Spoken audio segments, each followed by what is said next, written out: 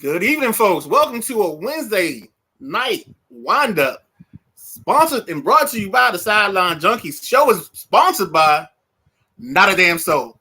We don't have no sponsors. If you want to sponsor us, let us know. Hook us up. Hook a brother up. Tonight we got something special for you. We missed last night's show, so we're doing a Wednesday version. Hold on. All right, so that's to my left is the big guy KG. To my right is our guest with Joe the Fan, Matt. So I know you laugh every time I do it, bro, but you don't understand. When you're ambidextrous, you got to figure it out. That's how I know my right from my left, bro. Well, I mean, somebody that hits left and throws right, I understand. Yeah. But we in here. PC. He said Matty Ice. And first and foremost. There you go. Good evening, everybody. As the Midnight Rider said, I'm the big guy KG. That's the Midnight Rider. We got Matt sitting in with us. The Midnight Rider, probably the biggest MF Doom fan you'll find. So the background on Matt is he's a hockey extraordinaire. He referees hockey. I jokingly call him Angel Hernandez, even though I know he's nowhere close to Angel Hernandez. Raiders fan, Hurricanes fan, Hughes Guardians fan, even though I still call them the Indians from time to time. It happened. Yeah. If you ever have questions about who's at fault in the claim, Matt got you. I don't know if he still does that or not, but he's close to it. I do. He runs, it's like The Simpsons, and then it's his fantasy football league in terms of the longest running things in this world and Monday Night Raw. His one league, I think, is 24 years, and he turns 25 next year. This is 24 this year, yeah. Yeah. So that's the rundown on Matt. Thanks for having me, guys. Appreciate it. Go ahead, KG. Oh, glad to have you here. First and foremost, I mean, we jump in this thing, and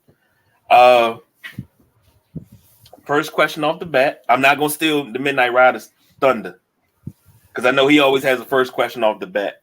But my question to you, by you being a huge hockey fan, favorite all-time hockey player? All-time player, it's Gretzky. It's number 99. I mean, that's when I was in my heyday of watching hockey. I mean, yeah, and it was even hard then because you don't have the access that you do now. And of course, started off his career playing in Edmonton and LA and being a Toledo, Ohio guy. That requires staying up till 10 o'clock at night to watch him play. But anytime that I could catch him on Hockey Night in Canada, and then of course later in life getting to see him live, he's still the best overall player to me in all time. You know, I'm sure later we'll get into Ovechkin, and Ovechkin's going to probably take over the greatest goal scorer. But as far as the best overall player, it's still Gretz. All right. So I always ask people your first sports memory. I know the answer to this, but I'm gonna let you go ahead and say it. Your first sports memory. February 22nd, 1980, the Miracle on Ice. It's the game that I remember more than anything. It's what got me involved in hockey and made me love it. I mean, I wasn't even 8 years old yet when it happened, but I remember my dad, we were sitting there on the couch. And of course, remember then that game was tape delay. It wasn't live. It was tape delay. So I think looking back, I think he knew what happened, but I had no clue.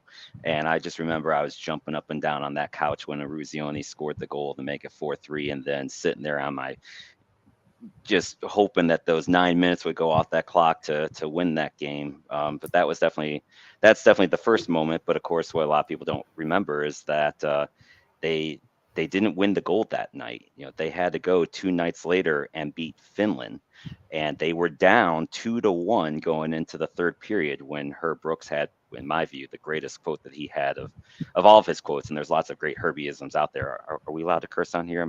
Are we good if I do that? Okay. I just want to make sure because he goes in the locker room after the second period and he says, "If you lose this game, you'll all take it to your fucking graves." And then he repeated it. And that's all he said. And then they went out and scored 3 goals to win the gold medal. But it's definitely the Miracle on Ice. I mean, every February 22nd, I either watch the movie The Miracle or I go on YouTube and I pull up the game and watch it. I drive my family crazy with it every year because I have it all down by heart now. So Now, you being a Guardians fan, formerly the Indians, if you had to pick your favorite player of that franchise, so many, who would it be? It's Jose. It's definitely Jose Ramirez. I mean, I just my favorite player of all time was actually Kirby Puckett. I loved Kirby Puckett growing up as a kid, because he was not your everyday looking baseball player, right? He had a little bit of a gut, but that boy could play center field and he could run and he could hit, and he's just such a great. And actually, he used to. The reason why because when I lived in Toledo, back then the Mud Hens were Minnesota's farm team. So I actually saw him play in Toledo first. So that's why I loved Kirby Puckett, because I just saw him play there and then followed his whole career, and watching him. And Jose kind of reminds me a little bit of Kirby Puckett. Doesn't have that ball player physique, but he can play third base, and he's so loyal to the Cleveland area, and re-signing that deal. It's definitely Jose for sure. Wow, that's a great question. Let me see. From my time as a Guardians fan, I mean, I still follow. Favorite Guardian player or Indian? I think it's one is Carlos Baerga, and then two is Manny Ramirez. Because when Manny came up, it was like, well, actually, I'll go back. When Baerga came up, I was reading the sporting news at that time, and it was like Baerga, Kenny Lofton, there was Albert Bell in the mix. It was just coming together, and I actually made a bet in '94 that the Indians would be in first place by the All-Star break. Won that bet, and I also had a bet with a friend about the World Series, and of course, we'll never know. One of the greatest what ifs. Yep, that's the one too where I really honestly think they would have probably they had a good shot to win that one for sure. I think we would have had Montreal and Cleveland in that World Series if it had played out, because they were easily the two best teams at that time. And Montreal's pitching staff was deadly. Their bullpen was deadly, and yeah. Your sport is hockey, so you're the reason why I brought you on, is because hockey starts soon.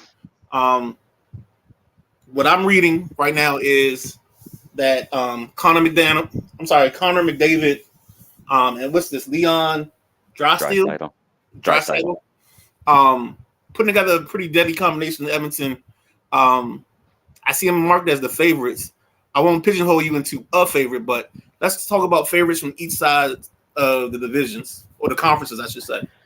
Yeah, I think Edmonton the last 3 or 4 years has always been that team that everyone thinks. I mean, and look, and it's been since 1993 since a Canadian team has won the Stanley Cup. So from when Montreal beat LA and Gretzky, I think a lot of people are hopeful that it's going to be Edmonton that's going to be the one that would finally do it. But as great as those two players are, they're great, and you see every year in the playoffs, they just don't have the defense, and they don't really ever have the goalie. They didn't address that this offseason. I still think the West, I don't think, is as good as the East. So I would still say Edmonton has a shot to get into the Stanley Cup final. And then, once you get there, it's anyone's game. But, I still think Vegas is returning everybody. They're the defending champs. To me, I think it'd be hard to say, that Vegas doesn't make it back there. I think they're the two best teams in the West. The East, the East is in such, you got teams like Pittsburgh and Washington that are kind of, who knows what they are this year. They're trying to stay for Crosby and Ovechkin to get back in it. Tampa Bay is another team that's aging. So I think, you've got probably in the Atlantic, you're going to see either Florida and Toronto going at it, would be those two teams. And then the Metro, I think you can roll the dice on any 3 or 4 teams between the Rangers, the Devils, and the Canes. Any one of those 3 teams, you could make an argument for winning it. But, I'm a Carolina Hurricanes guy, so of course I'll be a little biased on that one and hope that this is the year that they finally not only get to the Eastern Conference Final, but maybe actually win a game in the Eastern Conference Final instead of getting swept like they had the last 2 times they've been in there. 3 times, actually. 2 things. Down in the comments, come on, You had them, man. I tell you this, brand new computer, and it run like it's a Dell from early 2000. You got a Tandy, man. IBM. Paul says Jim Tomei. He says and Tomei. Perry comes in. What's going on, Perry? 94 Expos Yanks. Nah. Indians beating the Yanks, man. Don't worry about that. Don't waste your time thinking about that. And Paul says Vegas is stacked and deep and has the best home ice advantage in the NHL. Hold on. Now I see it. Go ahead, Matt. I don't know if I'll say they have the best home ice advantage because I don't know if Jeff nails on or not, but I finally got him to go down with me to a game in Carolina, and it is. Look, I've been to, before living there. I mean, I've been to DC. I've been to several different of the hockey arenas, and I'll just say this: where the Canes play is the most unique experience because they tailgate down there. Because it's kind of like, that's their only pro team, and you have NC State, you have Duke, and you have UNC all right there. They basically turn it into a college tailgate, and that atmosphere in there I've not been in a louder arena. Now, granted, I've not been out to Vegas, so I'll have to say that, but I still think Vegas gets a lot of, look, when the Caps won the cup there's a lot of red in that building when the Caps won that cup. And, because Vegas is a destination town, the Raiders are dealing with that every damn week when they're at home. So I don't, but I will say Vegas does have a pretty good advantage though, but I would take Edmonton too. That place is loud when they're going, I've not, or, seeing then I go Winnipeg because of the sea of white for the playoffs when everyone's wearing the white and that for the playoffs, but Winnipeg just isn't that good again. So, nah, let's stay there because you were just talking about the experience. I know you and Jeff went to the hockey game that's played outdoors. I forget what it's called, but the Winter Classic. That one was called the Stadium Series, though. The Winter Classic is the one that's always on New Year's Day. All right, so let's talk about that experience because I remember the Caps came in on school buses, if I remember correctly. Yep. And they came off in like some kind of gear. Go ahead and talk about that, man. They were in like the football, like the varsity jerseys, and the Canes came in golf outfits because they were doing, and they did because Pinehurst is right down the street from Raleigh, and so they were doing it for Payne Stewart, so they were wearing this because he won his U.S. Open at Pinehurst before he passed away. So it was hanging out with Jeff was obviously fun too, but then I had my daughter and my son there with me. We got, and that was the thing. We got there at 1:00 when they officially opened the gates, but the line to get inside, like people already lined up, and so the tailgate experience there was something great, and you just experienced that with my kids, and having Jeff there too, because it was fun having a Caps fan with us there, and it was definitely a unique experience, and they even had Carter Finley rocking for the football stadium, so yeah, it was that one was pretty cool. That's something with my kids being involved in it meant a lot. Perry says PNC Arena is prime tailgate country. He's got it. 100% correct. Now, y'all brought up a name from the past that I hadn't heard of in quite some time, so I had to go pull that out. I think I had that card too. I had to pull that one out. I'd have pulled out the big notebook with all the hockey stuff in it. And like I always say, I go through these. I've had these cards since what's this, 92, 93 season, and it's one card, well, two cards actually, that I always wanted to ask about, and one was the Caps, Dmitry Kristich. Okay, that was one, and then of course, the guy that's still playing now, 30 years later. Jaromir Jagr. Now, those two Jagr will definitely get you some money. I hope so. I got like 3 of them. But as far as Dmitry Kristich go, you being a hockey aficionado, so I'm gonna pick your brain a little bit. How would you rate his career? I mean, he's one of those guys that he was good member of that core team from the 90s when they had the couple of runs with Detroit. I think he's one of those guys that you consider to be a solid NHL player. I wouldn't put him in an all-star ranking. I wouldn't put him as he definitely earned his career. I can't remember how many games he played in the NHL, but he had a good career. So I mean, he's not one of those guys that name doesn't come right to the top of your head when you think of of some of the players, but at the same time, he's he was solid. And see, I don't have to ask you about Jaromir Jagr because I mean his career is not over. He's still playing, so I mean he doesn't give us a chance to miss him because he keeps playing. He's playing at 51. He's still playing out, and there was rumors that the Pens were talking about they were going to maybe bring him in. I don't think they didn't do it, but they were talking about bringing him in just to play on the fourth line and play on the power play. And I think if they would have done that, he probably still could score 20, 30 points in the NHL today at 51. Jaromir Jagr is my spirit animal. He's today's Gordie Howe. Right, exactly. Yeah. That's what I was gonna say. Yeah, Jaromir Jagr is my spirit animal. Like my body's willing. Well, I'm sorry, my spirit's willing. My body, not so much. Don't cooperate. So yeah, your spirit's saying yes, but your body's saying no. No, my body's saying hell no.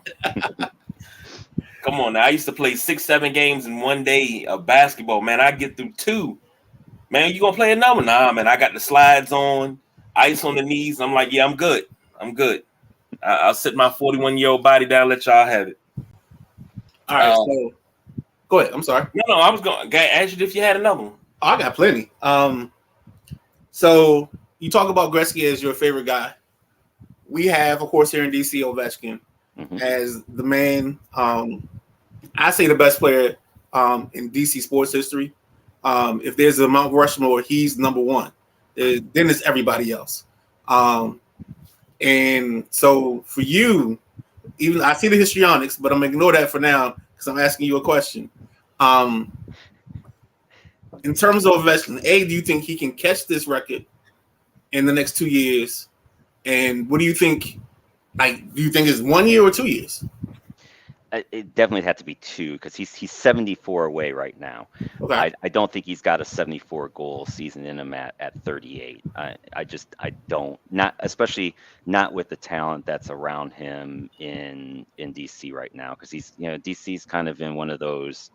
I don't they kind of kept the core together, which I get. I mean, you've got Ovechkin, who's arguably still the top 5 in the game, even at 38, right? So you're trying to have one more run. You don't want to go into full rebuild when you got a guy on your team that's chasing one of the most historic records of all time. So he's 74 away. I definitely think he can do it. There's not a doubt in my mind that he can do it. And what I love most, and this is why I love Gretzky too.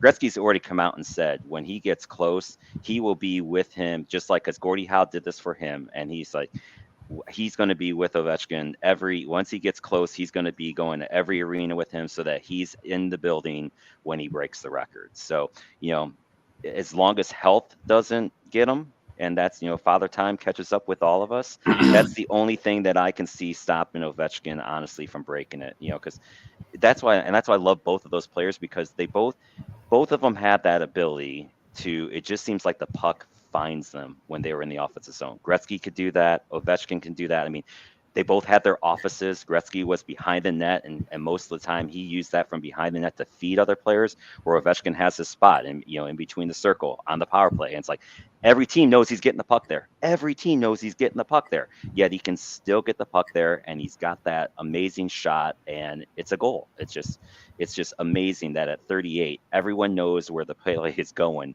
and he still can get the puck there, and he still can do what he can do. I gotta address it because it's eating at me. I know we ain't gonna talk much about it, but you gonna have to atone for that. Atone for what? The truth?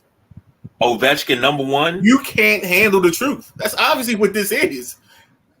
The truth is there's no Washington sports player that has dominated his sport at the level that Ovechkin has won the number of MVPs. There's nobody. He gave you a cup. So I'm sorry.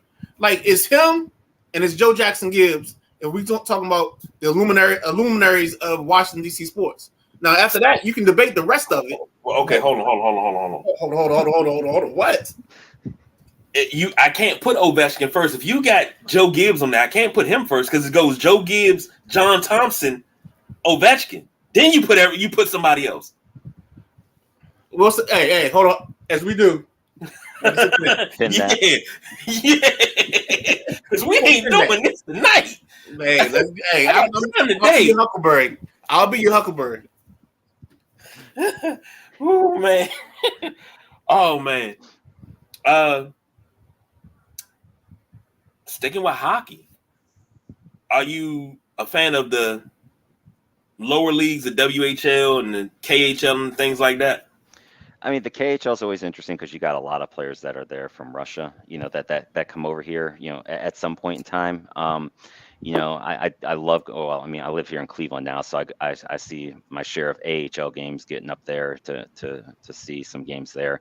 I mean, I follow the minor leagues because it's always interesting. But the one thing with minor league hockey, especially with minor leagues, it's like I always love like the fans of those teams in the area who get so into it, and then at the end of the season, if their team's in it, those players are gone, and they don't understand why. It's like, oh, that's the minor leagues. That's what you're there for. You're there to help you're there to help the team that they're with. So yeah, I mean, I love all forms of hockey. Officiating it too. I do it from beer league to the 8-year-olds. So if it's hockey, I like it. All right, so one quick one, and then I got two questions because since I know you, I got two outside questions for you. Let's take care of the last hockey one. Blackhawks have the kid Bedard, who's supposed to be the next best thing. Is he more Sidney Crosby, or is he more Ovechkin, or is he just in his own lane because he's something totally different? I think he's going to end up probably being in his own lane. I don't know that he's going to. I mean, look, through the first 3 or 4 preseason games, he's already had some highlight reel moments. But it's preseason. I don't want to get too excited about it because in preseason the other team isn't making a game plan just for you. That's going to change once regular season hits. And right now in Chicago, he doesn't really have a lot to go around him. He's going to be an amazing player. I don't know that anyone will develop like what Ovechkin is. I think he's going to try. He's going to have to find his own lane of what he's going to become. But it'll be interesting to see what numbers he ends up with this year. I think for him, if he gets to 100 points in his rookie year with what he's got around him, that's a pretty good year and probably would get him rookie of the year, I'm sure. There's a couple other good kids too that are out there. Logan Cooley in Arizona. Arizona is finally, I think, starting to do things the right way. I don't think they'll get into the playoffs this year, but with the way the West is, maybe they could somehow sneak into a 7 or 8 spot. You got another Hughes in New Jersey too. So now you got the Hughes brothers together. That's going to be a fun story to watch. And then you got Fantilli in Columbus, who, by all counts too, should end up being pretty special, but he's on a bad Columbus team in a really, really, really tough division. So I'm not sure what kind of points he's going to put up. Okay. So let's talk about it because you brought it up. You're official for sports. You're a beer league official. And is it U Sports too? Yeah, I do from college to beer league to U8s, U10s, every level of hockey. This is year was it 2022 this year? Since I always message you about objections, what's your favorite ejection? My favorite ejection? Oh, I love ejecting parents. Right. It's fun. It's just fun because they get all mad and then you don't even start the game back up until they leave and you watch them pout off. I love it. That's my favorite. I try not to do it that often, but normally I only do it if because a lot of times we have USA Hockey is every youth sport right now is desperate for officials. So let's just start with that. Every youth level of any sport is needing officials. And so when we get these young kids, because USA Hockey, you can be as young as 12 and start officiating. So if I'm working with a younger kid and if I got a parent up in the stands that's giving my younger partner, that Papa Bear comes out in me and it's time for you to go, you're going to be watching it from your car because I'm not putting up with you yelling at a kid who's just trying to learn what he's doing out there. And that's where most of my parent ejections come from is when I'm working with a kid. If I'm not working with a kid, I don't care. I don't hear him. All right. And then the second one is like I said, you work one of the hardest jobs in America, commissioner of a fantasy football league. Some commissioners, like when they put the scoring settings in for their league, like they make defensive touchdowns actually mean something. I'm not going to say anything. But it was an oversight. Some commissioners. Touchdowns are 1 point somehow in this league. So you can get a safety. You get more oversight for a safety than a defensive touchdown. But I'm not going to talk about that. talk about your experience as a commissioner. I mean, you've had me, you had Thomas, you got Paul. You've had a group of characters, the Bernies, everybody. So talk about that experience. It was, it's because that was the old Enterprise days, right? Right. So I mean, and we had from all over the place going in when that thing first started, which was always hard because I think the way we had communication was just the old Enterprise email system, because then 23 years ago there wasn't any of the stuff that you had to run a league, now, and it's it even took me a while to want to start going onto websites because I liked keeping the stats, which is fun, but especially with our league, we had so many screwy. Because as commissioner, I never voted on it. I mean, I never voted on anything of what I brought up because we had 10 people so if I didn't vote, there was 9. So I only voted if there was like 3 choices and there was a tiebreaker. But very rarely would I say, this is what we're doing, which is probably why it's in year 24. Because I pretty much try to let the guys decide what we do, So, but man, yeah, that early group was fun. I think we still got, Scott's still in it, Jeff Nail, Luis Lima, who I don't know if you knew. I've never met Luis, but Luis was there because we played in the Super Bowl. Yep, and he's back now. So he came. Okay. He was one of the ones that came in when you and Thomas left. So I at least felt good that I got one of the original Enterprise folks back in it. So, but yeah, it's interesting. I try to be fair. Like last year was the strangest thing I've ever had happen as a commissioner with that game. With the go ahead and start talking about it because we all had that moment. So talk about the Hamlin and how'd you handle it. Well, we had 2 games because the game for third place was for money, and then we had a game in the lower bracket that was just basically for seeding for the draft. And those 2 games there's too much time left, and those 2 games were too close to call. So I had the 3rd and 4th place split. They split the money between them evenly and didn't declare a winner for that. For the Super Bowl one, now, because Scott was on here and he talked about that before. So in fairness to me, Scott was down 100 points at that point in time in the game. I think he had said 40 or 50 on here. He was down 100. So I declared Jeff the winner of that because I think because that was the 3rd quarter, if I remember right, when that happened. I think it was late second, early, or maybe early third. There was no way he was getting 100 points with the 3 guys they had left. I mean, it wasn't really, I don't think, possible to get 100 points because our scoring is just 6 points per touchdown. It's a 0.1 for every yard. So, I mean, it almost would have been impossible for him to come back and win that one at 100 points down at that point. How many points do you have for defensive touchdowns? Declared the winner. 6. Oh, okay. I'm just checking. I'm just asking questions. In my defense, it was an oversight. I didn't say any names. You don't have to. Thank you, Xavier. Xavier just threw the flag. You don't have to say any names. I sat down and I did the scoring. I messed up. I overlooked it because I was looking for one thing when I should have been looking for the other. I was trying to figure out how to make my quarterback. I wanted quarterback, running back, wide receiver, tight end for the slots. Where you can use anybody for the slots, but I couldn't do it. And I was like, why can't I do it? I know I can because we did it before. It happens. I apologize, man. I didn't mean to. If you felt like I was attacking you, I don't want you to feel attacked. It's hard not to feel attacked because I think you're taking out your frustrations on me because you're 1-3. I didn't do it. I'm 3-1. I didn't do it.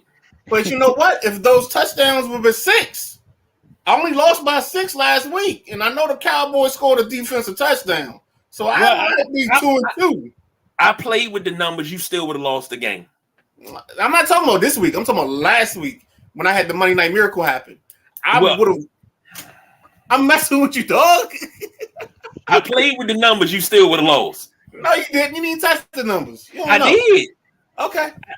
I did. I demand a recount. I'm going to be like Trump. I want a recount. Oh, boy. We'll just have to send you to jail, too. Okay. If you're going to be like Trump, just declare yourself the winner. That's all you have to do. I should. You win. You won, Ben. Exactly. That's what we'll say. I'm about to go to Mar-a-Lago and play some golf. Hide some documents in the bathroom while you're there. Exactly. All right, let's get back onto the normal road. All right, we ready to well, like we always say, Matt, you gonna stick with us through this? Because it's gonna be crazy, but you gonna stick with the Stewart? Yeah, why not? Let's have some All fun. right. All right. We got week 4 has wrapped up in the NFL. Some of us did better than others. I don't have a 9-game lead, but I got a pretty. I think I'm a game out of first in the ESPN league. So I'm happy with that. Game out of first. I took over first for a little bit early in the day, but Midnight Rider. What games did we cover? What's the recap? What we got? So we had the Ravens in Cleveland. So I mean that game, I think we picked the under on that. So everybody hit the under. Looks like you and forgive me if I pronounce his name wrong. Is it Xavier? It's Javier, Xavier, whatever he goes by all of it. You're the fruit of your loins. He hit his bet. You hit yours. Me and BJ missed on the Cleveland and the spread, but we did hit the under. But let's talk about that game by itself on a different level. Watching that game, Matt, you're in Cleveland. Do you listen to Carmen and Anthony Lama? I don't, but I always enjoy when the Browns lose a game and what happens around here because it's good fun. So KG, I thought like everybody thinks that Washington is like on its own planet. No. Nope. Browns fans are crazy. Is the closest to us. Like when I listen to them, they have this spectrum or this meter that they go off of, and they can be super happy or it's like super bad. It's almost like, and the funny part is it's like that in Philly. It's really like this everywhere. Like that Misery Monday that we have, it's the same with everybody. But it's when I would listen to Cleveland, I get a little joy because it's not my team that the suffering is happening. So I listen to them. And yeah, so DTR, he had a couple plays today. That game, I don't know what he was thinking. He ran around, lost like 17 yards on the sack. And then they turned around, they had Elijah Moore on the screen. And Elijah Moore lost like 20 yards on the play. I'm not going to say they looked unprepared, but I think that Watson not playing last minute really threw a monkey wrench in their plan, and they didn't know how to recover. And I think that's how we ended up with that score. The news came out today that he was actually medically cleared to play, and he said, "No, I'm not going to play. I don't feel good." Right. I mean, but it's a shoulder, dog. I mean, even though you medically cleared with a shoulder, as a guy that has a partially torn rotator cuff here, a partially torn labrum here, the shoulder ain't right. The shoulder ain't right. Well, and that's the fun of Stefanski too, right? I mean, he could have worded that a lot differently to avoid what's going on in Cleveland right now, because that's the first thing that happened in this town was as soon as he came out with that statement, it was, oh, he doesn't want to play, and say what you will about Watson, he's already got enough baggage with other stuff that's going on. He doesn't need that thrown on top of him, and I don't know if it was done on purpose or just a miswording the way, but Stefanski's done that before around here with different stuff too, but. Yeah, it's created a nice little uproar around here that's still going on. So, Kevin, to translate that into Washington, he just did a Ron Rivera. Because it's the same. I mean, literally, it's the same thing. Like, Ron says something a little too much, being honest, and Kevin does the same thing. Well, that's the way I feel. Because Matt, you said it. You hit the nail right on the head. He could have worded that a different way. It just made it seem like, Watson's the problem. I'd rather a coach be vague. Don't tip your hand. Don't try to over-explain, because then you're going to wind up explaining too much. I guess that's me loving Bill Belichick and Shanahan. Shanahan be like, well, he didn't want to play. What do you want me to say? He didn't want to play. It's just deadpan, no emotion. That's it. He went too far into detail, and now you got a firestorm. Pretty soon, they're going to be asking for him to leave up out of town. Pretty soon. They've been asking for his head for the last 2 years. Yeah, Paul says, I get that you sense similarities, but you have multiple Super Bowls. They have Jim Brown. Well, they don't only have Jim Brown. They have Jim Brown. Here we go. Part of Bobby Mitchell. Here we go. You have Otto Graham. Y'all. Not to mention, you also have Bernie Kosar. Yeah. Kevin Mack. Yeah. Webster Slaughter. Yeah. The fumble. Yeah, the fumble. Yeah. The drive. Yeah. Was it Rocket Red 88? I mean, Yeah. you got it's a lot of things going on in Cleveland. I mean, you got a lot. It's a lot of history in Cleveland. All right, so game 2. We had Seattle versus New York. It looks like everybody took Seattle, so you won that. That wasn't even a game. You won that with the spread easily. I don't remember what the over-under was, but I think we probably hit that as well. Because if the over-under is like about 40, I think we should have been good. Recap on that game. There's a problem in New York, and I already said that this was going to be a problem because last year they won too many games last second, and they got the bounces. This is that game, KV. I know you hate when I bring this up, but Ty Williham's year with Notre Dame, this is that second year is what this is. You're not getting the bounces you got the first year. So now those things that ended up helping you, now they're hurting you because you're not getting that bounce. And I look at New York, and somehow New York doesn't have the ability to have any receivers since Plaxico left. Actually, hold on, I'm missing somebody. So I'm gonna step away from that statement. But right now they don't have a decent receiver. Waller struggles, and then without Saquon, I mean the offense just doesn't work like it used to. And Seattle, I mean they got they bring it up.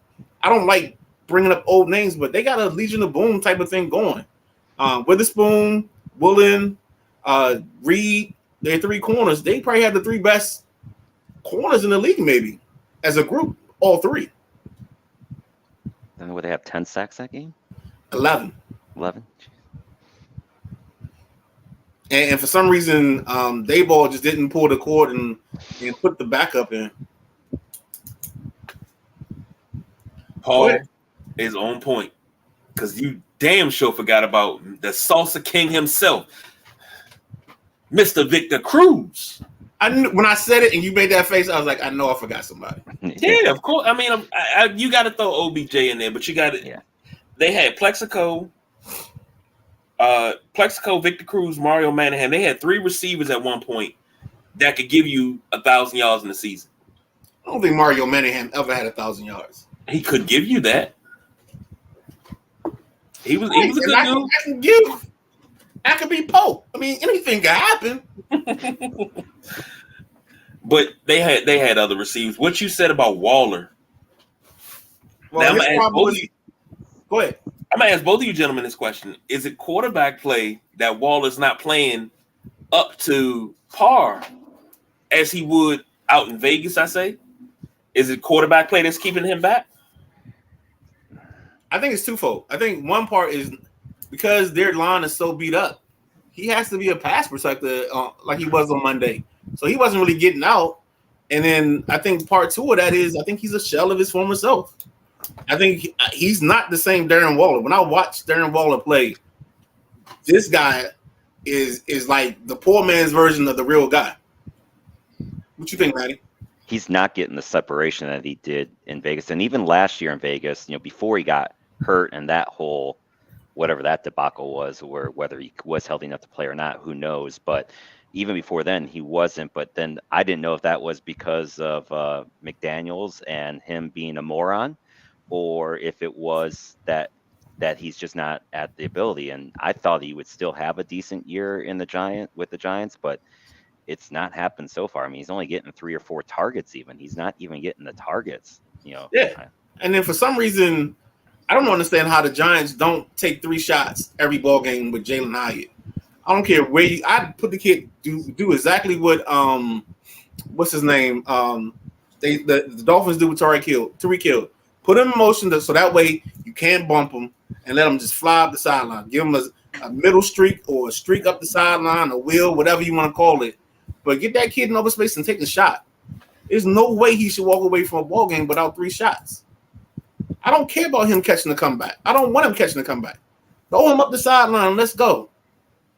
Let's put the women and children to sleep. Let's go looking for dinner. I got to throw my Joe Kane in there every now and then. I think I might be watching that tonight. To be honest, it's either that or the Spider-Man channel. It's gonna be one or the other. But Paul says he's the Washington version of Albert Hainsworth. I don't think anybody has a version of Albert Hainsworth. Right. He's Until, more like a Jeremiah Trotter. I don't know. Jeremiah Trotter did have a good. He had a 2 good seasons here. Maybe the Raiders now with Chandler Jones. Ooh, I'm not gonna touch that one. Something ain't right. Oh, there's a lot of something's ain't right. Something ain't right. It's a lot. I feel bad for him. Yeah, I know. I want him to get the help if he needs help, but right. I don't know what. Yeah. But even last year, he wasn't good there either. So. Yeah. Well, he did have the toss back touchdown in a fumble recovery, whatever you want to call it. Yeah. Yeah. The New England gift game. Yeah. All right. So next up on the slate that we picked up was Tennessee versus Cincinnati. It definitely hit the under, but none of us got the pick right. But that game, I mean, I think Cincinnati's in a delicate spot. I think they have to either start thinking about Joe's future and tell him to take a couple games off because you didn't address your backup quarterback situation with any kind of urgency. And but he's got to sit because I don't think he's right. And I think it's going to only get worse. I think he'll have more problems as the season goes along, as he takes the wear and tear of the season and the pounding on that leg. I just don't think he can get right without resting a week or two. Maybe you take him if you have a bye, like maybe you give him the game before the bye or the game after the bye. Well, you got to give him something because it doesn't look good at all. And it doesn't help that T. Higgins and guys are dropping passes also on him. And the running game's just disappeared. Like, what happened to Mixon? I mean, he's not getting any separation at the line at all. Like, there's nothing. That whole offense is just kaput. It's terrible. Their offense is terrible right now. Go ahead. Here's the thing. You say Joe rest for a couple of games. Let's say he did rest for 2 games. They don't have Samaje Perine anymore. I think where's Samaje Perine is in the Broncos. Yeah, he's in Denver. Because I remember he playing against Washington. You don't have him anymore. He had a little short rejuvenation in Cincinnati. But you need a back that's going to be able to help carry the load if Joe has to sit out. Because you're going to have to run the ball 50 times. You're going to have to control the clock. You got to play ground and pound. And I think if they did that, they probably will win some games. Take the pressure off of them.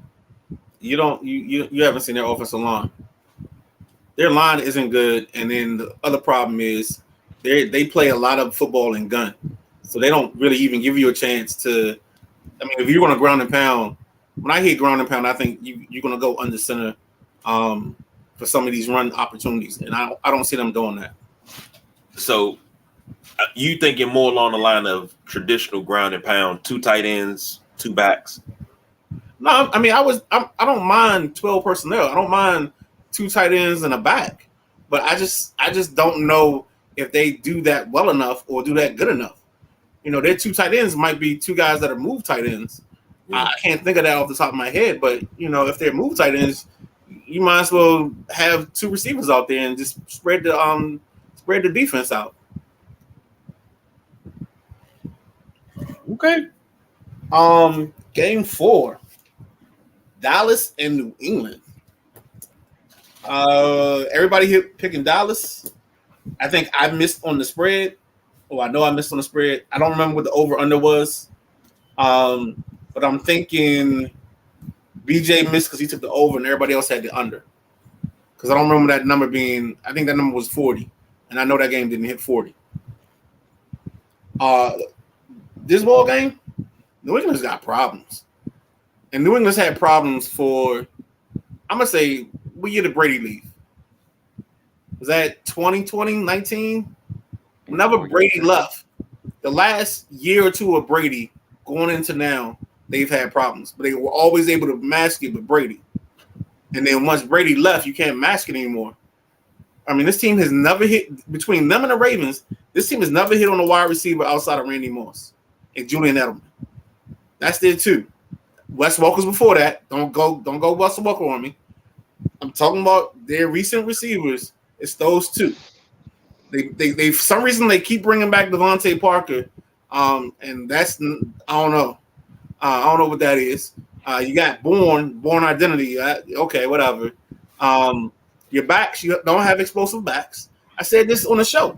Like, it's for some reason they like slow skill players, and it's not going to win in this league. You can't have slow skill players without a dynamic quarterback, and then expect to win.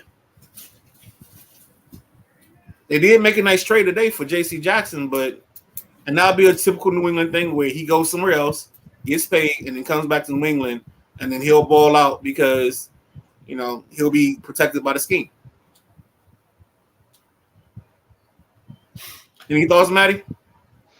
I agree. I mean, New England's just not good. It's funny, but with Dallas is right though, because we talked about the fantasy league earlier. So one guy that is in that league now, he drafted Dallas's defense in like the 8th round, and he got the usual round of laughter from everybody for taking the defense in the 8th round. But damn, if that pick ain't looking bad now, because 2 different weeks that defense has scored 2 touchdowns. How many touchdowns they score? They scored 2 touchdowns in last week's game, and they scored in week 1. They scored 2 touchdowns. So now we're and he's sitting there at 4-0 in this league now. We're like, first time ever we're picking the defense that really looks like it's paying dividends, because that defense is something. It's technically not the first time, because whenever I could get Chicago's defense early in the early days, especially when Hester was there, I would get Chicago's defense probably a round or 2 earlier than that. Yeah, because that defense scored. Yeah, but it wasn't Hester. Hester was a liability on defense. He was a liability on offense. Oh, Jesus. This is why our defensive scoring is 1 point. Devin Hester had punt returns. So his returns would get that's special teams. That's not defense. If you want to talk about defense in Chicago, you talk about Mike Brown. Oh, slow down. When you have defense in fantasy football, the special team points counts as well. Wait a second. You don't have – we're not – oh, no, it's all counted. It's counted. Oh, okay, I was about to say. It's counted. But no, you said defense. You think about this is organizational malpractice. Oh, my gosh. You said defense. You didn't say anything about special team. That's why when you said defense, I'm like, Devin Hester was a liability on defense. If you're playing fantasy football, if I say defense, Matt knows what I'm talking about. Oh, but that's because his league has 6 points for touchdowns. Next game. Next game. Buffalo, Miami. Looks like you and BJ were right. You missed because you took the under, but I took Miami, so I missed there. But I did hit the over. This ball game, Buffalo just came out, and I think I talked about it in the pregame. Buffalo's ability to play coverage, and it looks confusing, is their strength. And as long as they can get pressure on the quarterback with the Leonard Floyds, the Greg Russos, when Von Miller comes back, I think that'll be their hallmark. I think that'll be their strength of this team. Offensively, I think they're running the ball more. And then when you get Diggs to get 3 touchdowns, I mean, what more can you do? I mean, there's nothing else to be said in that situation. Yeah. Buffalo did what they needed to do. They continued their winning ways. Everybody's looking at Miami like, oh, that was fool's gold against the Broncos. Why they didn't do that against Buffalo? Because the Broncos are a doormat. They were supposed to beat the Broncos like that. They faced a Super Bowl contender. I know the boss don't like that, but they faced a Super Bowl contender. My pick to win the Super Bowl, and they got smashed. All is right in the world. I don't see a problem with that. Buffalo just came out because everyone's talking about Miami, and Buffalo's like, oh, you think Miami's the team? We're going to show it. We're going to show who's the real team. That's what seems to be like the thing with Buffalo. They seem to like to try to turn it on sometimes, and then there's other games where they don't really seem interested, like that Jets game. And like, how the hell did that team lose to the Jets? That's what I want to know. How did they lose to the Jets? Because exactly what you said. They didn't turn it on. I mean, I think they saw Rodgers go down, they got an extra false sense of bravado, and they forgot that Jets defense is a bunch of dogs. That's bad all the way around the board. If you come into a game and you have to turn it on, I'm gonna need you to stay in the locker room because it should always that switch shouldn't be on. It shouldn't be off. I don't care if you playing the Little Sisters of the Poor. You better beat them 128-0, or you better beat them like Georgia Tech did Colgate 222-0, which is probably it is the highest scoring college game of all time. 222-0 because they were on. That switch was on. All right, last game on the list: Eagles versus the Commanders. Everybody hit the pick of the Eagles. Looks like you had Washington covering, so you hit that. BJ hit the Washington cover, and then everybody hit on the over. This game was plain and simple. Washington came out and actually played a ball game that I wasn't sure they could play after the Buffalo game. Sam Howell is who I think he is, and he keeps showing that week in and week out, even with the bad performance. And I know everybody in DC is complaining about Forbes being left on the island, but the problem with Forbes was that touchdown on the screen, that's the safety's fault. If the safety's over where he's supposed to be, that's either A.J. Brown going into the sideline or going out of bounds. And then the fact that you lose because on your last possession or the first possession of overtime, your receiver's foot is on a man's arm, and he just rolls out of bounds. Like, that play would never happen. If you run that play a million times, it only happens once, and that 1 million times the way it happened on Sunday. I picked Washington to lose this game. I get that. Did I want them to lose it? No. I had to bet with smart money. That play where Terry's foot came down on the DB's arm, everybody along Twitter, I'm talking about that. We had forensic scientists, nuclear scientists, people that look at astronomers. We had everybody looking at it through these lenses saying, oh, he was in. That was a bad call. Bad calls make you hungry. Yes, it was a bad call, but it's going to make this team hungry. And I would love to see them go on a 6-7 game win streak behind this. Just being a fan, I would love to see it. Will it happen? Who knows? But the Eagles are dominant. And for the fan base in DC to act the way they did after that loss, we went toe-to-toe with the second best team in the conference, the best team in the division.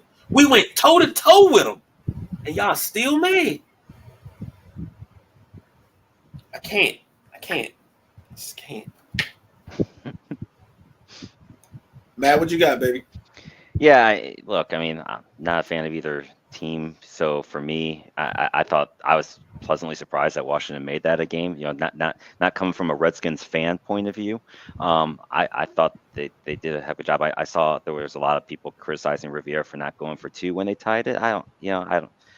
That's one of those, you're damned if you do, damned if you don't. So if you get it and you win it, you're a genius. If you don't get it, then it's why did you play for overtime? You're playing a good game, and you know who knows what happens in the OT, right? So I don't. Being a Raiders fan, looking at the Redskins, I'd love to see the Raiders looking like the Redskins are through the first 4 weeks, because I would just love to see a team that looks like they want to compete and be out on the field. So I think. I thought they played good, and the Eagles are. I think they're going to be the team that comes out of the NFC, barring injury, of course, because that they just always find ways to win. They just always win those type of games. It seems like with their new regime with Hurts, like Hurts just finds a way to win the game. True. Agreed. We didn't come. Oh, go ahead. No, I was going to get into a comment. Looking forward to some hot Josh Allen versus Josh Allen action Sunday in Tottenham. That's right, because Jacksonville, I forget that Jacksonville's linebacker from Kentucky is named Josh Allen. Mm-hmm. And then you have Josh Allen. Yeah, that's going to be interesting. So before we even get out of the NFL recap, because I know we got something coming up next, Matt, your Raiders this weekend, What did you think about the situation? Which, like the fact that they allegedly had a plan for Khalil Mack, yet he got 6 sacks in the game and only double teamed him twice, or the fact that you have first and goal with 2:40 left and you're down 7, and you run a rollout play with your rookie quarterback instead of giving Josh Jacobs the ball when you have 2:30 left and you have first and goal from the 3. Besides for that, McDaniels was a great job as always. I don't like McDaniels, in case you can't tell. Oh, no, I know. I remember the comment. As I call him, super genius. There you go. He thinks he knows everything about football. And if you don't think, and just ask him, he'll tell you. Right. But everything is always, he just wants to force this scheme down the Raiders' throat. Like Hunter Renfrow was a 90 catch guy before he showed up. He has 4 catches this year. How is that possible? How do you go from 90 to 4? It doesn't make any sense with what he does with that team. Totally agree. No, and it's funny you even said that because I kept looking. Oh, Jesus. Yes. Oh, wow. All right. I don't know if I can follow that. I'm just going there. What he said. Yeah. Woo. All's not holding back today, I see. Just wait for this week with Green Bay. It's going to be brutal. Green Bay's going to have so many cheeseheads in Vegas, and that those wide receivers are just going to have a field day on that defense, and who knows what will happen. It's going to be bad. Well, the funny thing is the Raiders, I think they'll lead the league again. They'll probably lead the league from here on out on the highest ticket price on the secondary market for their tickets because they're in Vegas, and it's a destination. And literally the fans of opposing teams come in, have a great weekend, watch your team play the Raiders, and then walk out of town. Mark Davis took away the best home field advantage in the NFL because nobody wanted to play in Oakland. A, those fans are crazy there. B, the stadium was a shithole. So where the visiting team had to get ready at was just a dump. It was such an advantage. And now you go to Vegas and they'll be lucky for any game if they have a higher. And I don't blame the season ticket holders. The tickets are expensive. You got the team coming in and you can't go to that game. They're probably making their money back in 1 or 2 games that they sell them for the season tickets.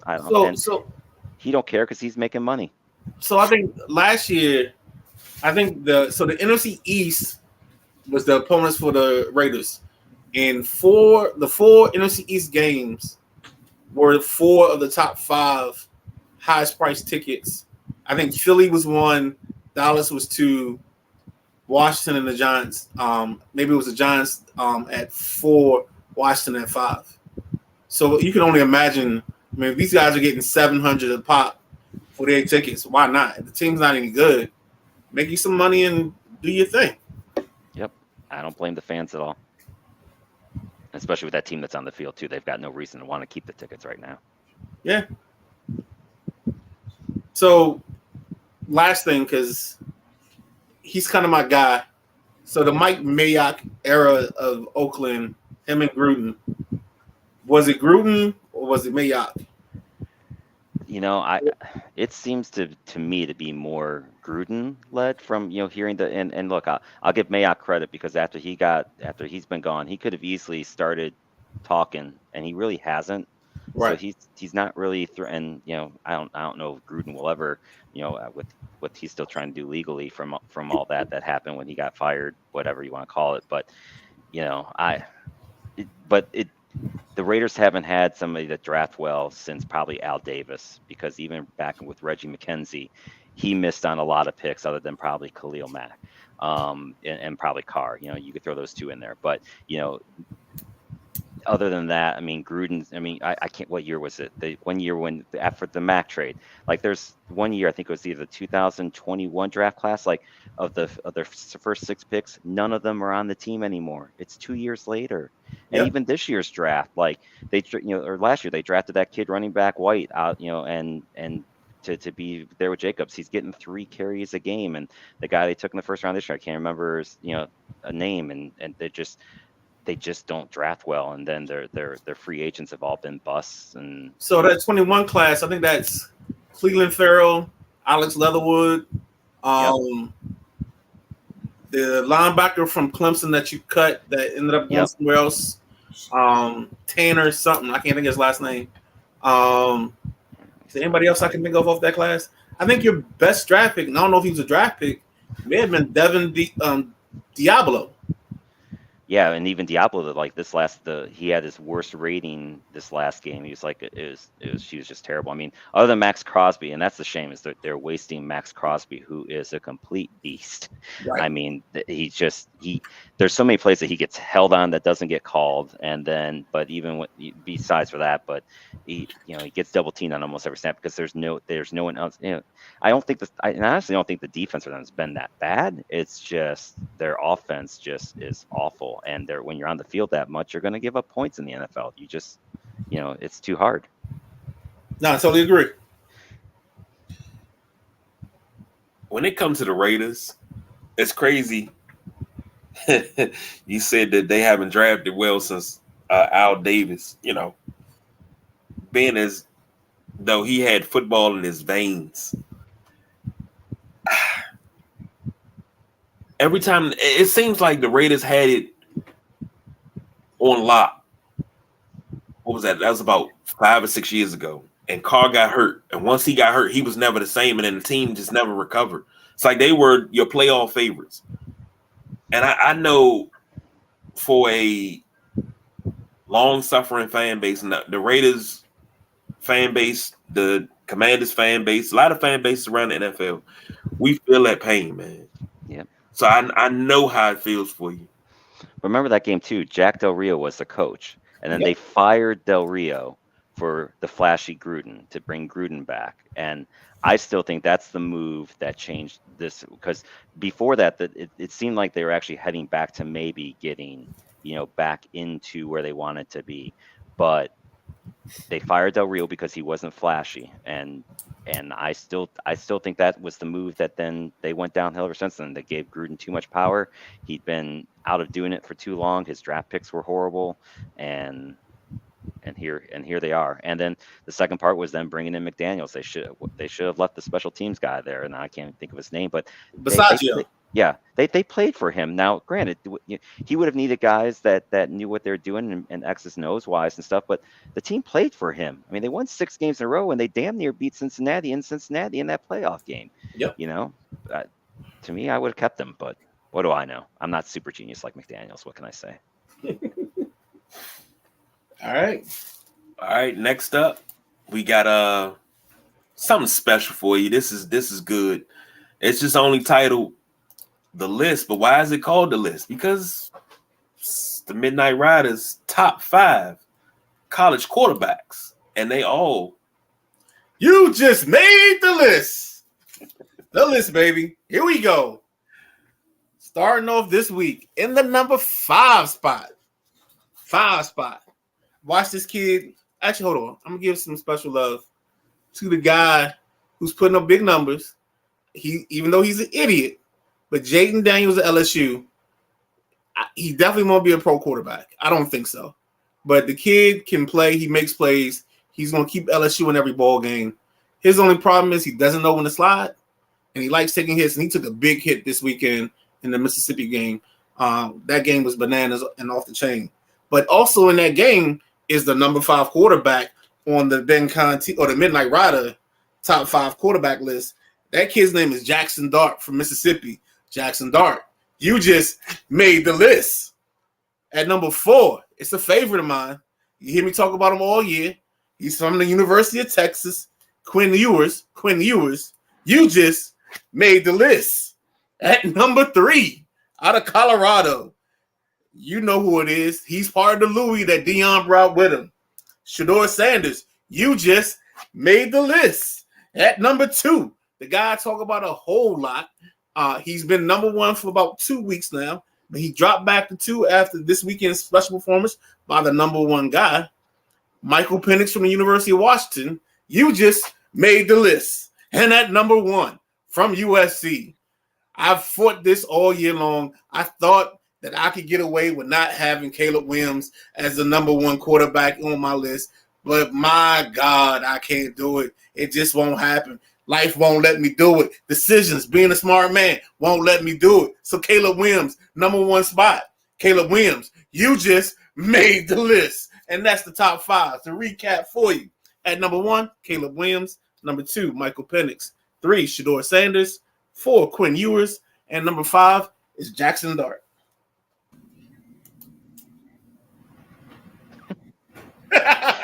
Yes, sir.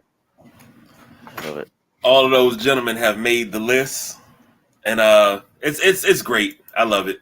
And I see Ewers is starting to drop because he was your number 1 guy for some time now. Now, hold on, because when we get to the draft, I'm gonna tell you now, he's still gonna be 1.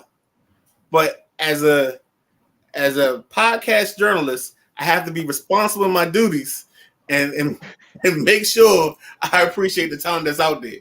I don't want to be seen as I'm biased because he would be 1, but I can't have him 1 with the performances that's going on.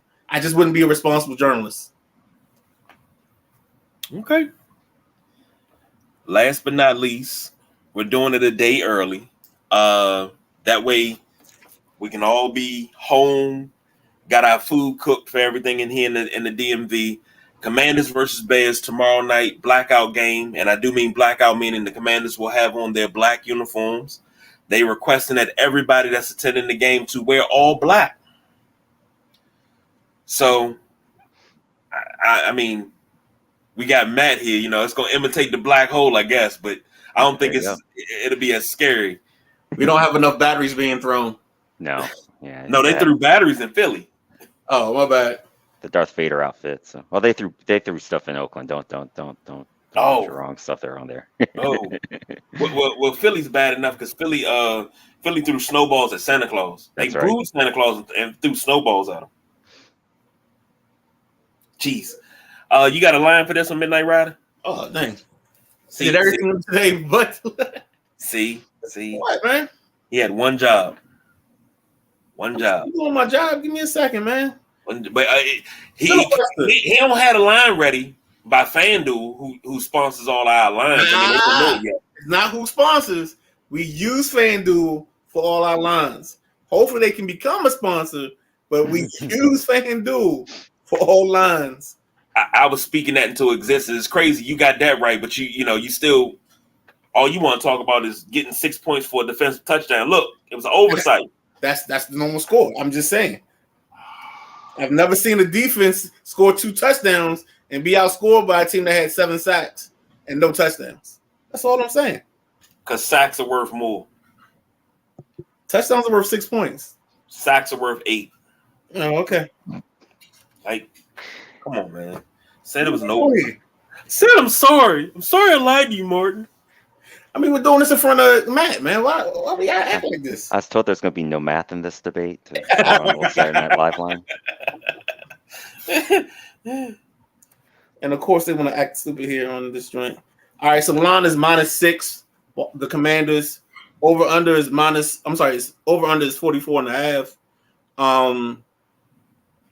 Yep. So Washington -6, over under 44.5. KG, what you got? The way the Commanders played last week, offensively. Let's start with the offense. The way the offense has to be clicking on all cylinders. No time to get down. And it seems like for the first time in a long time, if we get down, we're not out of a game. They came back twice last week. Offense needs to be clicking on all cylinders.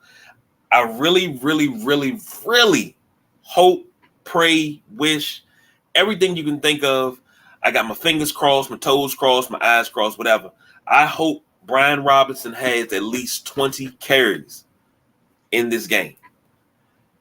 I'm at the point right now where I don't want him splitting carries with Antonio Gibson. Antonio Gibson is my spot back. He's no longer a feature until he can hold on to the ball. Now, I mean, I'm old school, so I would have gave him a ball and be like, hey, you're going to sleep with this, you're going to walk with this. Somebody brings this ball back, you can go ahead and pack your bags because you're done. So you're going to treat him like Darnell Jefferson? Yeah. Or you know what? I treat him like the Green Bay running back in '67. I get some medical tape and put a little handle on it like a little purse, and you're gonna carry that around. That way you don't drop it. Because it's killing me. Like, bro. Come on. Use your Just words. Use your words. It's okay. You're in a safe space. It's the tree of trust, okay? But defensively, Washington has to wreak havoc. They have to look like they have 4 first-round picks on the defensive line. They cannot look pedestrian, like they're just here going through the motions. They've given up 30-plus points in the last 2 games. I'm sorry, since week 2, they've given up 30-plus points. So that's 3 games. Because you gave up 33 to Denver, 37 to Buffalo, and 34 this week against Philly. It's a short week. My opinion, I hope they didn't take off on Monday. I hope you just came in and did some film study. But all the work that you put in this week, you cannot come in tomorrow and dissipate. You cannot level down and throttle down and not play. This defense has to be on. They have to be hungry. They have to get after Justin Fields. They have to, this narrative that's on Justin Fields that he's not smart and they're not using him right, don't let this be the game where everything clicks for Chicago and all of a sudden Chicago walks out of FedEx Field 38-31. This game needs to be over early. Like I'm talking about, we turning in at the end of the second quarter and it's already 28-0. When we wake up in the morning, Washington won 45-6. That's how bad they need to beat Chicago this week. This is a statement game. I don't know what it is that Ron has to say to these guys, but it needs to be said. Because I don't know, they're reading their press clippings. You're small. You're going to be small every week. You can't believe the hype. Hype is something that's not true. You can't believe it. There is no hype around you because nothing you've done is true.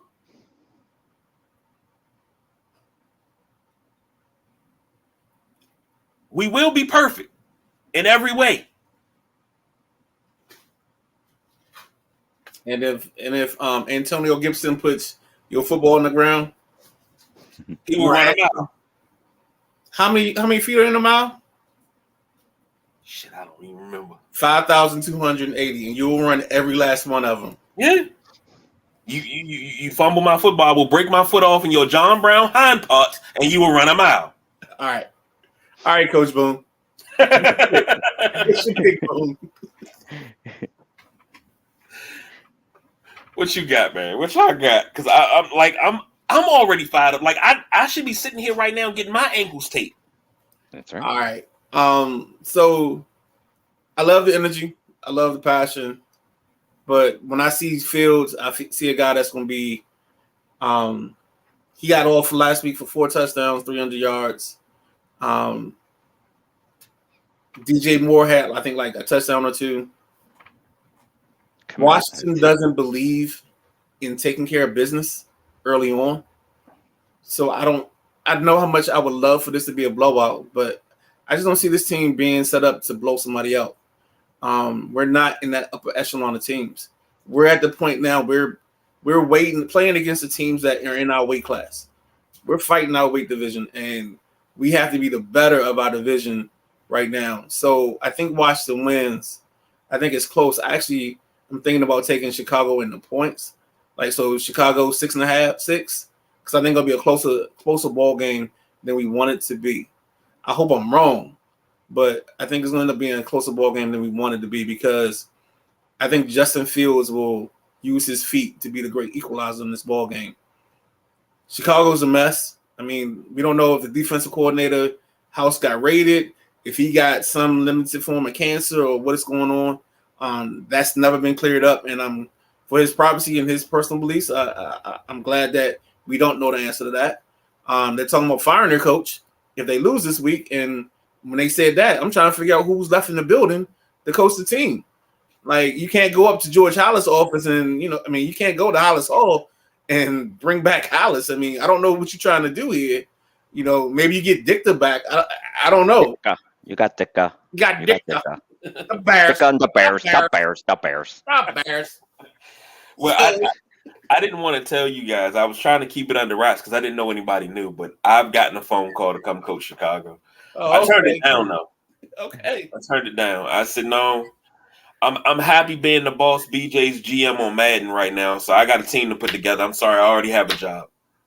So then you also have the dilemma that's Chase Claypool, which I think the kids showed us that Monday night game in Minnesota when he decided to celebrate instead of getting the ball back to the referee in that 2-minute drill, who he really was. But I just think Chicago's they're gonna be around long enough to make it a ball game that we don't want it to be. And if they come out and Washington comes out and plays to their ability, it's not going to be close. But I haven't seen that happen. Washington likes me to have my heart rate high, my blood pressure high. So I don't see them walking away with this ball game like everybody wants them to. Maddie? I mean, the question is the Chicago Bears offense figuring something out, or did they just play the Denver Broncos defense last week, right? Great question. So I think it's the latter. And with that, like I said, I'm not a Redskins fan, so this is, or I'm sorry, Commanders fan. See, you did it with the Guardians Indians. I'm still doing it with the Redskins Commanders. So we're on the same turf there. Right. I actually think Washington is going to win, and I'll take them covering the spread. I just don't. I think Washington's defense is too good to let Chicago's offense stay in the game, and I think Washington will get enough points to get to where they cover the spread. There we go. Did you give yours? Yeah, I said 45-6. Oh, so all right. I'm sorry. I'm not delusional. Like this shouldn't even be a ball game. Like this should be over early. They should be talking about restaurants in the third quarter. Where we going to eat? No, they'll be talking about Taylor Swift. Oh my God, I hope not. Oh my God, baby, Swifties. I hope not. By the third quarter, who's the announcer for Thursday night? It's Al Michaels and Herb Street. Yep. Okay. Then Al Michaels should be asking Herb Street, have you had mumbo sauce before? Oh my God, it's great. I ate at this Korean fried chicken place on Florida Avenue in DC called Kochicks, and I got the onion rings, the corn fritters, and I got 10 boneless wings. That's what they should be talking about. And he say, well, what flavor did you get? Oh, I got garlic soy. That's what they should be talking about in the third quarter because this game is already over and Washington's got it wrapped up. We should see Jacoby Brissett early fourth quarter handing the ball off to either Rodriguez or Gore. That's how bad this game should be blown out. Like the doors should be blown off. Ooh. If we are ever going to take the next step, number one, we got to have confidence. We can't just have confidence as a fan base. We have to have confidence as a team. If we're gonna take the next step and elevate and get out of the realm of mediocrity, because it seems like the luster of a new owner has worn off, and we're back to the same old where Sam lost the game and we need to get rid of Sam Howell and Ron needs to be fired. We need to make Eric Bieniemy coach. It's been 4 games. Sam Howell is getting ready to play his 6th professional game. He's essentially a rookie. Shut up. You say this like you don't know this fan base, man. And I'm tired of it. But no, I mean, it's going to take some time. They got to get out of that mindset, but that's their mindset. I get that. And the thing is, I love your confidence. I just need to see him surprise me. I love you want to see Jacoby Brissett, but my situation, I feel like, like Fields goes for 70 yards because this team had 410 yards on this same defense last year. And the only reason they didn't win was because Benjamin St. Juice knocks the ball out of their receiver's hand and he falls short of the goal line by like a centimeter. It's not even an inch. It's a centimeter that he falls short on the line of the game. Justin Fields had his way running through the field. I think he had like a 74-yard run. Khalil Herbert ran all over this team. So I have reason to have pause and caution because It's like we get up and think that this team has reached the status that they haven't, from a record standpoint, earned. Like we act like this team is 12 and 14, and they should be giving us 12 and 4 results. But this is a 9 and 8 team, so we need 9 and 8 results. So since this ain't soccer and we don't win on the aggregate, we just need wins. So right now we just need that W. I get it. We'll just agree to disagree. It needs to be a convincing W on every facet. If I'm lucky, I get a touchdown in every complimentary football. The defense compliments the offense. The special teams compliments everybody. Crowder takes one to the house tomorrow. Put that in for a parlay. That's part of your parlay. I'm not touching that. I'm not touching that one. You know why kick returners are? I'm not touching that. Jeff Nail says, I think Howell looks like an NFL QB to me thus far. Here he is, man. And I agree with that. The calmest person I know. The calmest person in America is Jeff Nail. So many people in this fan base think it's time to move on from him. It's time to move on from Ron. They want Bieniemy to be the coach. But I'm like, okay, Ron took over this team. His biggest problem was what? Quarterback. You finally got the quarterback whole field. Defense is starting to fill out. Offense still has shakiness in the offensive line. Even though those guys were rated really, really high the last 2 weeks, but shaky at best. But you want Ron gone. If I give you a car, it's got a bad alternator, a bad motor, the exhaust system is rusted out, and I tell you what, you should be able to go cross country with that. It's got a hole in the gas tank. You should be able to go cross country with that. You gonna think I'm a fool, right? You still own a rotary phone, don't you? Nah, my wife won't let me get another one. Okay. Because the kids don't know nothing about it. So I was like, yeah, I want to see you dial 911 on that. Right.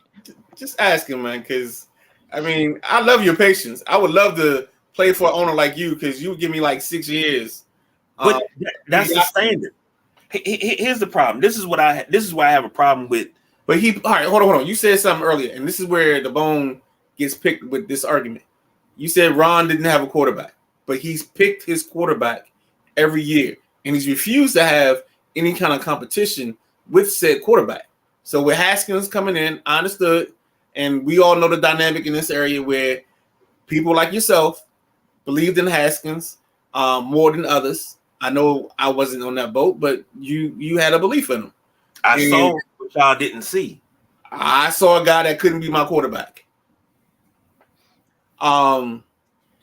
Maybe years from now he could have been, but that's a story we won't know the answer to. Then they came back with Fitzpatrick, who shouldn't have never been signed. Okay, but at the point of what they're doing, they're trying to do it on the cheap. And then you get Wentz, who you should have never been traded for.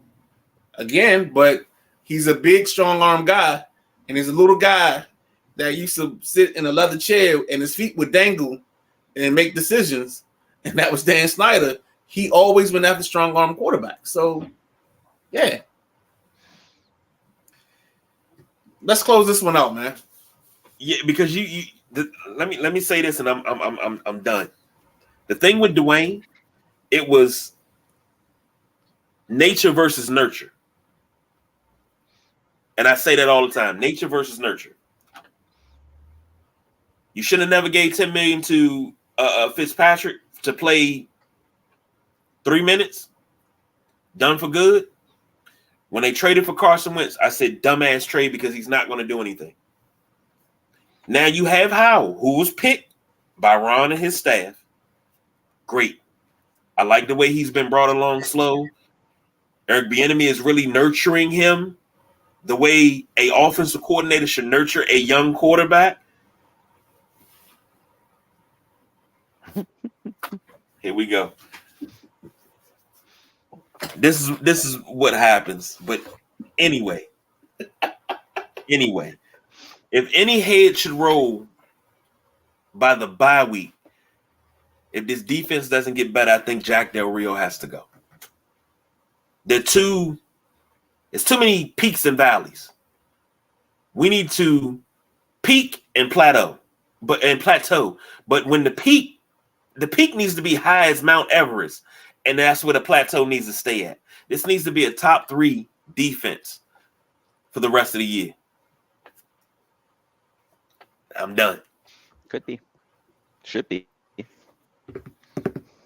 All right, wrap this shit up, B. Well, I'm wrapping it up. I got a question for Matt before he leave. Raiders fan, favorite Raider of all time? Oh boy, probably either it's close between Marcus Allen and Tim Brown. I also did love in the old school days Lyle Alzado, because that was you're talking John Madden, that John Madden and Ken Stabler. I mean, you want to talk about a quarterback from the old school, going out smoking cigarettes, having beers right after the game. That just probably would never happen in today's game. But either one of those 3. But Marcus Allen, Tim Brown were just, they were true Raiders, and especially Timmy. I mean, Tim's just Mr. Raider. See, that's a man that knows. That's a man that knows. 3 Mile Lyle, my man. I've been a Lyle Alzado fan for a long time. Well, thank you everybody for joining us. Thank you, Matt, for being our Joe the fan. Absolutely. Like we say all the time, the chair is always open. You want to come back? Come on back. We'll pull your chair out. Go from there, man. Just keep it Love going. to be back. It was a blast. Enjoyed it. For the Midnight Rider, I'm the big guy KG. As Matt, we don't do no overtime, y'all. Almost 1:30. Almost 1:30, but it ain't 1:30. But we are out of here. Good night, y'all. See you guys.